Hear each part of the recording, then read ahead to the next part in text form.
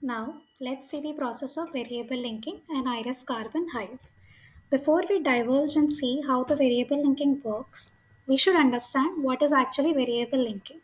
So, variable linking in iris carbon hive is very useful when same value or numbers needs to be updated at multiple places at multiple times within the section.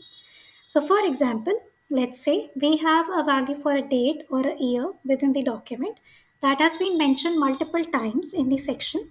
So, instead of updating them one by one, we can simply create the placeholders for all those values and link them with a single variable and then update the same. So, now to see the process for the same, the very first step is, let's say I want to update this 2020-21 with 2020-23. So what I'm going to do is I'm just simply going to load my add-in, go to the marking option and select the option as mark range.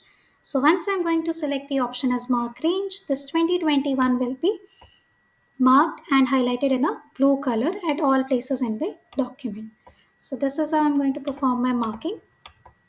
So just going to use the option as mark range and mark the same.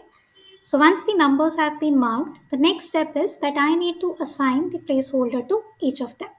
So for assigning the placeholder, what I need to do is I just need to simply click on that particular number, and in the ellipse, I'm just going to click and assign the placeholder as, let's say, year underscore one, and click on the plus button. Then again I'm going to click on this and the ellipse icon, and I'm going to assign a placeholder as underscore year 2 and click on the plus icon, and similarly I'm going to assign a placeholder for the same as year underscore 3. So once my placeholders have been added, the next step is that I need to link all these placeholders created with the variable. So now to assign the variable to each of the placeholders that have been created in the section of my document or the project, what I need to do is I just need to select all the placeholders to which I need to assign a variable. So let's say I'm just simply going to select all the placeholders and then click on the plus V icon, which is used for assigning the variable to the placeholder. So once I click on it, a small pop-up will open in which I could see the details like which is the placeholder created.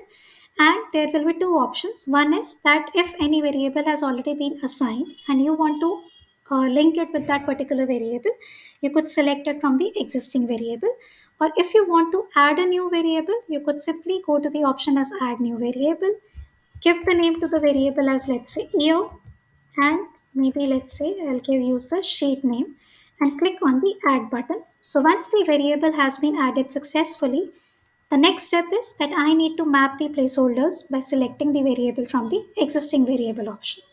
So here I'm just going to select the existing variable, and from it I'm just going to simply select the variable that was year underscore DFT, and I'm going to click on the map button. Once the variable has been mapped successfully with the placeholder, we'll be getting a message as variable mapped successfully. And we could also see that below the name of the placeholder, the variable that has been assigned will be shown. If you click on the name of the variable that has been assigned, a small pop-up will open in which it will show the data for the section, the placeholder, and the variable that has been assigned. If you want to remove the variable, you could simply select and click on update and the variable will be removed. So once my variable has been assigned to all the placeholders, my next step is to link it with my Excel. So I need to open the Excel on my desktop, load the add-in which is Iris Carbon, open the project and load the spreadsheet for which I want to do the linking part of. So once the data for my spreadsheet has been loaded, so I'm just simply going to open the spreadsheet in which I want to perform the linking. So in order to make any kind of changes, I need to lock the worksheet at my end. So once the worksheet has been locked at my end, so we could see that the placeholders that we have created was year underscore one and year underscore two and year underscore three. Now let's say I want to update all these three with only one single value, which is 2023. So I'm just simply going to select the data 2023 in my worksheet, and from the list of placeholders, I am going to select the variable that I have created, which was year underscore DFT. So once I select the variable and click on the map button, the variable will be assigned to all these placeholders and it will be linked. Now, and also the name of the spreadsheet along with the row and column with which it has been linked will be shown over here. So once this process is done, we just need to save and go back to our Word document. And in the Word document, we'll be getting a message as like some values have been updated. And if you want to reflect those changes in your Word document, you need to simply click on the click here hyperlink. So once you click on the click here hyperlink, we will see that values have been updated to 2023 all at once.